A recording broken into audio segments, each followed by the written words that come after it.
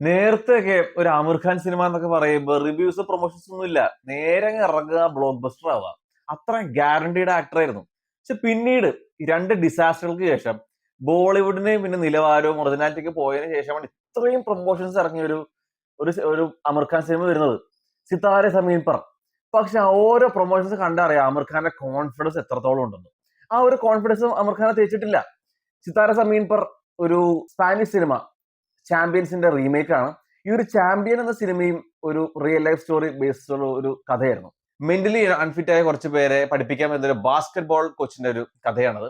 RS Prasanna എന്ന ഡയറക്ടറിന് ആ ഒരു കഥേനെ അടിപൊളിയായിട്ട് തന്നെ പ്രസന്റ് ചെയ്യാൻ സാധിച്ചിട്ടുണ്ട്. നമ്മുടെ കണ്ണ് നിറയ്ക്കാനും നമ്മുടെ മനസ്സ് നിറയ്ക്കാനും കുറെ ഇരുന്ന് ചിരിപ്പിക്കാനും ആ ഡയറക്ടറിന് പറ്റിയിട്ടുണ്ട്.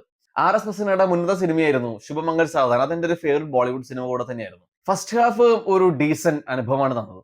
ഈ ഒരു ഡീസന്റ് അനുഭവം എന്ന് പറയാനുള്ള കാരണം ഇതിന്റെ പ്രീ ഇന്റർവൽ സീക്വൻസ് ആയിരുന്നു. ആ ഒരു പ്രീ ഇന്റർവൽ പോർഷനിൽ ഈ പേടി അതിജീവിക്കുന്ന ഒരു മൊമെന്റ് ഉണ്ട്, സീക്വൻസ് ഉണ്ട്.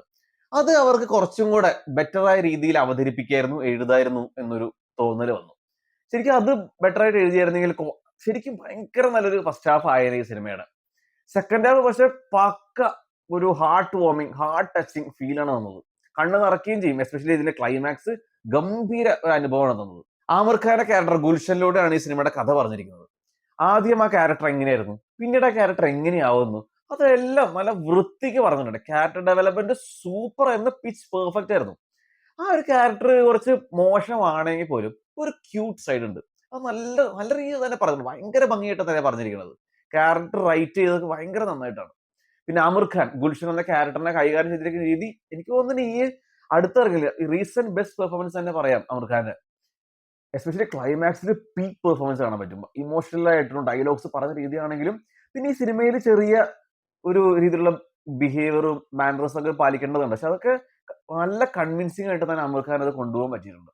പിന്നെ ജെനില ഡിസൂസ വീണ്ടും വീണ്ടും അഭിനയിക്കണം എന്നേ പറയാൻ പറ്റുള്ളൂ. ആ ഒരു ചാർം, ആ ഒരു സ്ക്രീൻ പ്രസൻസ്, ആ ഒരു ബ്യൂട്ടി, അത് ഒരു രക്ഷയില്ലായിരുന്നു. അത്രയും ഒരു ഡിലൈറ്റ് തന്നെയായിരുന്നു ജെനില ഡിസൂസിനെ ഈ സിനിമയുടെ സ്ക്രീനിൽ കാണാനായിട്ട് തന്നെ. പിന്നെ പെർഫോമൻസും പണ്ടത്തെ പോലെ ഒന്നുമല്ല, ഭയങ്കരമായിട്ട് മെച്ചപ്പെട്ടു. ഒരു മെച്യൂർഡ് പെർഫോമൻസ് ആണ് ഇതിനകത്ത് കാഴ്ചവെച്ചിരിക്കുന്നത്. പിന്നെ ജെനില ഡിസൂസിന്റെയും ആമിർ ഖാന്റെയും ആ ഒരു കോംബോ സീക്വൻസസും എല്ലാം ഒരു ഫ്രഷ്നെസ് ആണ് കംപ്ലീറ്റ്ലി ഫീൽ ചെയ്തത്. പിന്നെ പിള്ളേർ ഓരോരുത്തരും നല്ല എഫേർട്ട് ഇട്ടിട്ടുണ്ട്. അവരുടെ ഹാർഡ് വർക്ക് ഒക്കെ നമുക്ക് എവിഡന്റ് ആയിട്ട് കാണാൻ പറ്റും.